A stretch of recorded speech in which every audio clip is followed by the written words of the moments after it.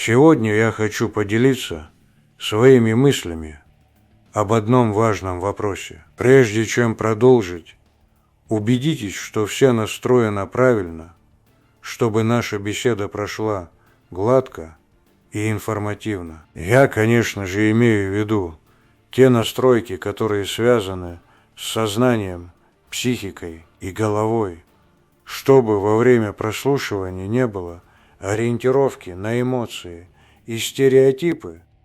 Но так как я уже некоторый период времени, можно сказать, в какой-то мере, в прямом смысле, нахожусь в параллельном измерении, мне легче будет передать информацию в соответствии английского языка с титрами перевода на русский.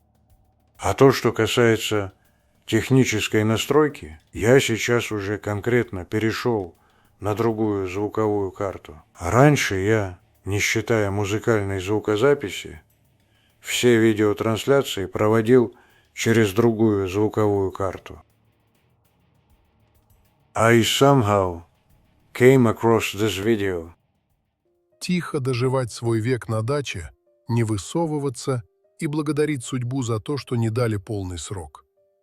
Так поступили бы с ним в любом другом государстве, но Россия – не любое другое государство, и с Язовым поступили иначе. Российские власти о Дмитрии Тимофеевиче не забыли. О нем вспомнили как о специалисте, равного которому в стране попросту не существовало. Полвека на командных должностях от взводного до министра обороны. Боевой опыт, стратегическое мышление, знание военной машины изнутри до последнего винтика. Таких людей не списывают в утиль. Таких людей возвращают в строй, пусть и в другом качестве.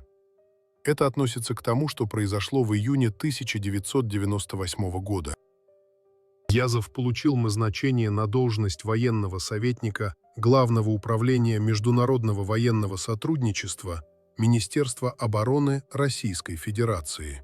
However, my actual intention is not to discuss Marshal Yazov of the Soviet Union as much.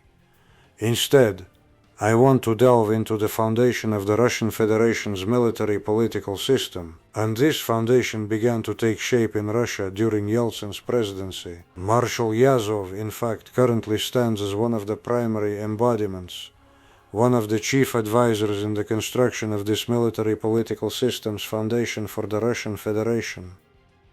What is said in this video about Marshal Yazov, here I very much not just cannot agree, but am categorically against the assertion that Yazov and many similar to him possessed even a fraction of talent in his profession as a high-ranking commanding officer.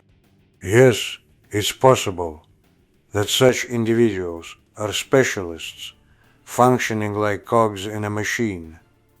But even as cogs in a machine, not everyone was capable of this. Marshal Yazov, in this regard, was undoubtedly a specialist and an experienced military figure. However, he also carried the heavy experience of an ordinary soldier from the horrific Second World War, and ultimately, as time revealed, he possessed a mind that prevented both him and many of his associates from succumbing to madness. Yet, in his capacity as a marshal, he had absolutely no talent. In truth, this is characteristic of almost all leaders at various echelons towards the close of the Soviet Union, with only rare exceptions.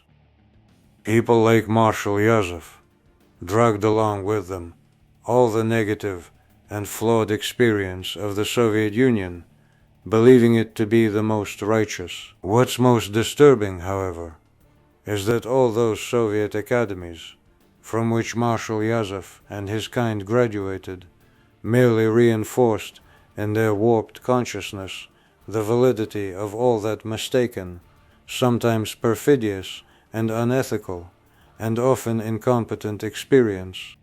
Someone, perhaps swayed by emotions, will deny this, but look at the 1991 coup attempt, won't you? However, The failure of this coup suggests that people like Marshal Yazov still had enough sense not to descend into madness. Check it out. How did they behave? As if following an ancient directive, with tanks on Moscow streets. And the truth is, they're utterly incapable of thinking creatively or independently. They just follow academic guidelines to the letter, plus with an orientation towards all the negative experiences of the past. Imagine if truly talented individuals had been in their place. Firstly, there would have been no putsch, and therefore no Yeltsin system, and subsequently no Putin system. Secondly, Russia would have been a truly free, progressive country, moving forward in line with European nations. And significantly, it would have been wealthy not only due to its natural resources, but also through various talents, its own production, just and decent social living conditions, and much more. At the same time, without any wars, it would attract to a union with Russia not only the countries of the former Soviet Union, but eventually to a truly unified, just and full-fledged union with Europe. Marshal Yazov and all the others involved, in reality, advisors for laying the foundation of authoritarian Yeltsin's Russia under the guise of democracy, and their brainchild turned out to be even more imperfect and distorted. Yes, naturally, a third force took advantage of all this, seeing in this madness a misguided movement that seemed beneficial to them. And I believe that, in modern times, Trump is the visible manifestation of this secret third force. You question this too? If that's the case, there is no sense in talking here whatsoever. Carry on then. What's with the US? What does the US have to do with any of this?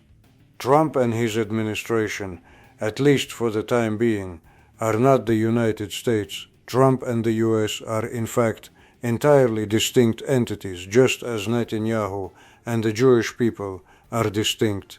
Iran has never attacked anyone throughout its history, and regardless of how undesirable its system of government may be, according to various experts and testimonies, Iran is currently engaged in a truly just war.